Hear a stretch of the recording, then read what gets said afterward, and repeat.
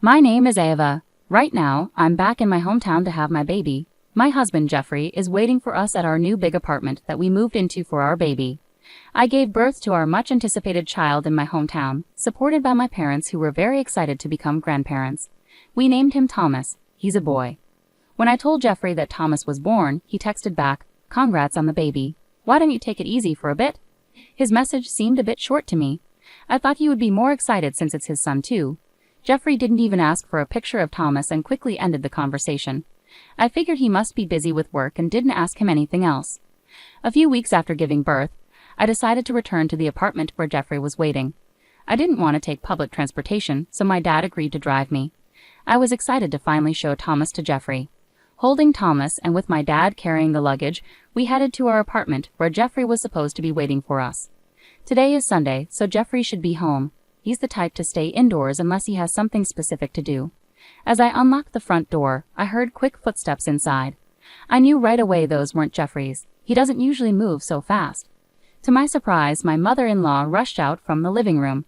I don't get along well with my mother-in-law. She often makes passive-aggressive comments when she sees me. When I visit the in-laws with Jeffrey, and he and my father-in-law aren't around, she often says things like, "Still working full-time even though you're a wife? No one thinks a working wife is attractive. You should quit your job soon," without even knowing about my job. She also says, "Your chores are neglected because you're working. Aren't you making Jeffrey help with chores too?" A wife should help her husband with everything, from changing his clothes to other tasks, making unrealistic demands.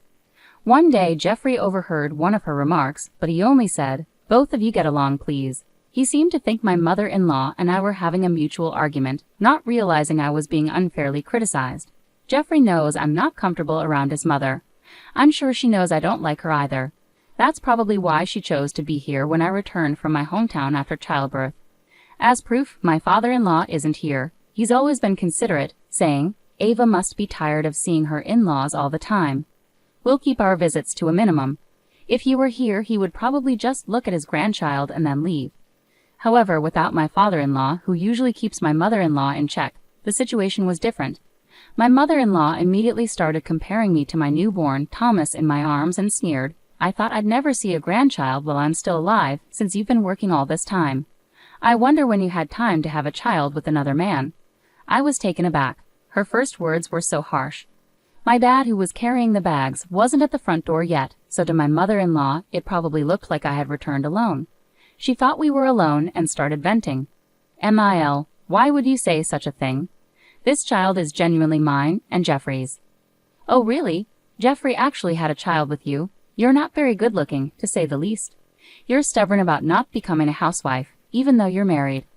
"I find it hard to believe that Jeffrey would have a child with someone as unattractive as you," she said. "Why don't you ask Jeffrey directly then? I think he'd tell you the truth." "Well, I'm asking you. Whose child is this?" I sighed. I didn't know how to talk to this clueless woman. If this continues, she might even start speaking badly about my newborn. I decided to get her to leave quickly. Mil, I'm tired from giving birth. If you want to see your grandchild, could you please come another day, preferably with my father-in-law?" "Huh, what are you talking about? My home is here." I frowned, puzzled by my Mil's statement, but she looked confident. "I'll be living in this high-rise apartment, so there's no use trying to kick me out. In fact, I'm the owner now. If you go against me, you'll be the ones who get kicked out." I sighed again. Her reasoning was so confusing that I started to question if she was actually wiser than me, despite being older. "This apartment is where Jeffrey and I originally lived. You're not paying any rent, so you can't claim to be the owner." Yet my mother-in-law remained confidently unapologetic. "The owner of this apartment is Jeffrey. He's the one who allowed me to stay here in this high-rise. He essentially transferred authority over this place to me." Do you really think that argument holds water? The main support of this household is Jeffrey. Therefore, as Jeffrey's mother, I hold even greater authority here. A daughter-in-law and her child should occupy a lower position. My mother-in-law noticed my exasperated expression and chuckled loudly, as if she believed she had won the argument. "Daughters-in-law don't get their own rooms. If you want to stay, I might consider giving you a spot in the closet, but you'll need to pay $1,000 a month." "In that case, I'm leaving," I declared, turning to my father who was with me. "Dad, can I come back to our family home?" My father, who had heard all of my mother-in-law's cutting remarks, nodded decisively. My mother-in-law seemed completely oblivious to anyone else's presence, looking as startled as if she had been hit with a BB gun. But even with my father there, her determination showed no signs of faltering. Going back to your parents is such a shameful thing. This is why incompetent daughters-in-law are no good. Get out of my sight with that child. I don't even know whose baby it is. My father responded calmly to my mother-in-law, who was laughing loudly, saying, I'll be informing your husband about this. With that, he took our things and headed back to the parking lot. My mother-in-law, seeming not to fully understand the situation, yelled after us from the doorway, laughing scornfully. What's telling my husband going to do? He'd never sympathize with a failed family like yours. He'll probably tell you to never come near our house again. Did you know my husband is a CEO? Why would he bother with a family when we don't even know what kind of job you have? We live in completely different worlds. If you understand, then just leave.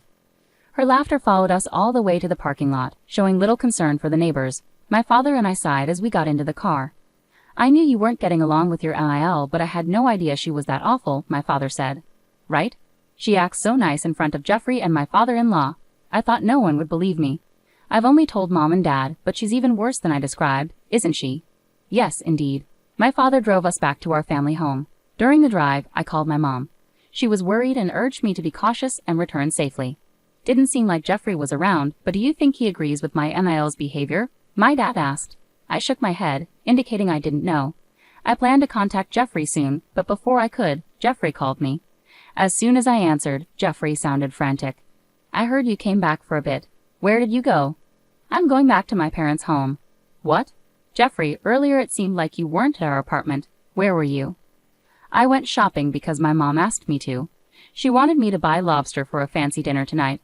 I thought I sent you a message before I left, mentioning what time I'd be at the apartment today. I thought you read it.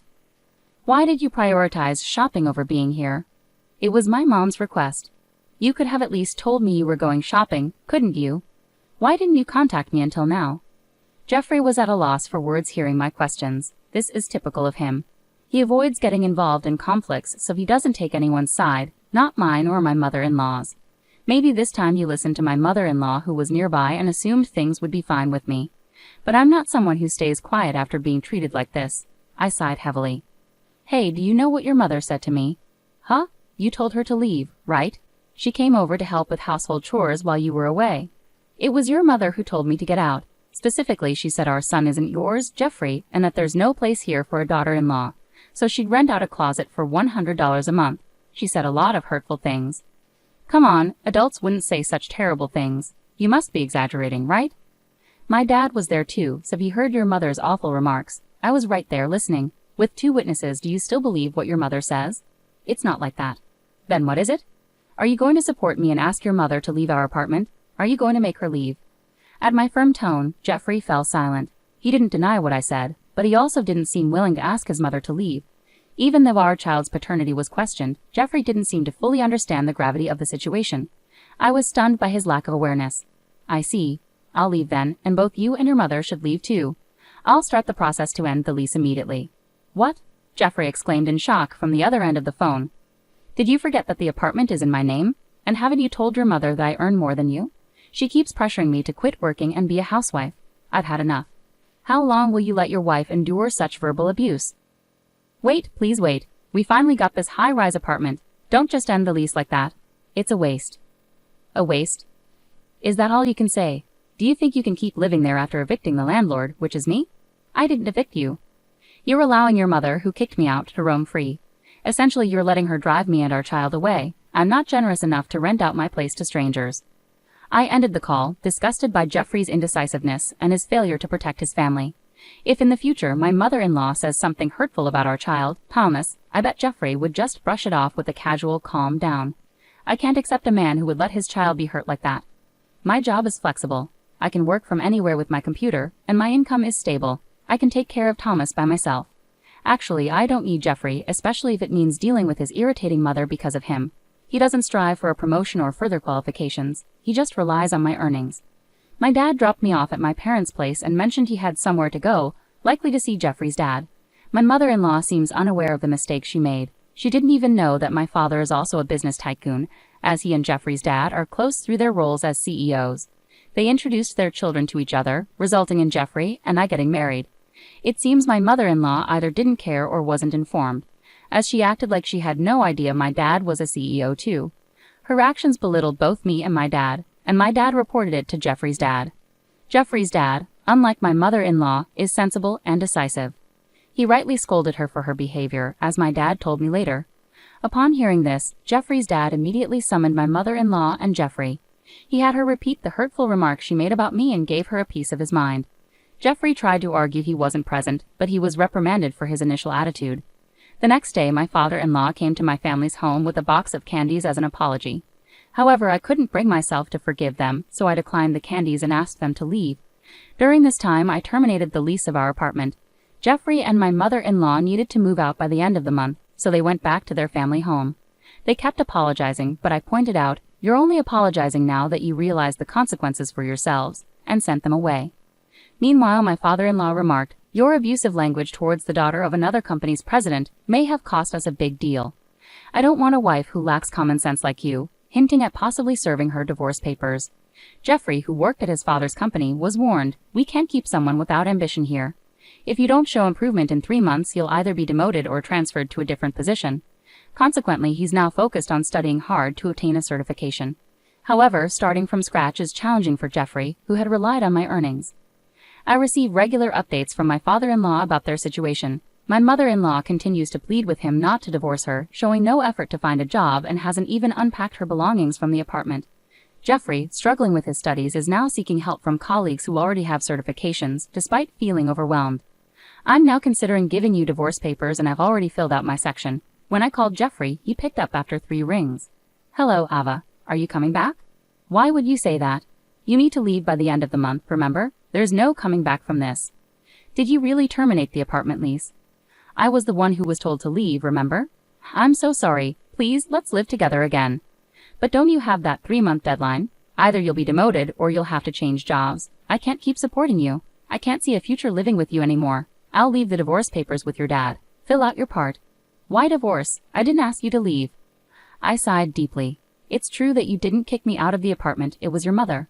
But I'm upset that you didn't stand up for me against her. More importantly, the reason I can't see a future with you anymore is because you never once asked about our child. You didn't seem concerned about what our child looks like or how it felt to be told he might not be yours. When I told you about the birth, you didn't show any interest in our child. I don't feel any sense of responsibility from you as a father. That's why I can't imagine raising a child together with you." "What? Can't we ever reconcile?" I hung up immediately at his words. I don't want a father for our child who shows no interest in him. As planned, I gave the divorce papers to my father-in-law. After Jeffrey completed his part, the papers were returned to me and I promptly submitted them to the city hall. In the end, my mother-in-law got a divorce, and Jeffrey seemed to have been relocated to a place similar to Nebraska, moving from one relative's house to another. Currently, with the support of my parents and others, I'm giving all my love and attention to Thomas.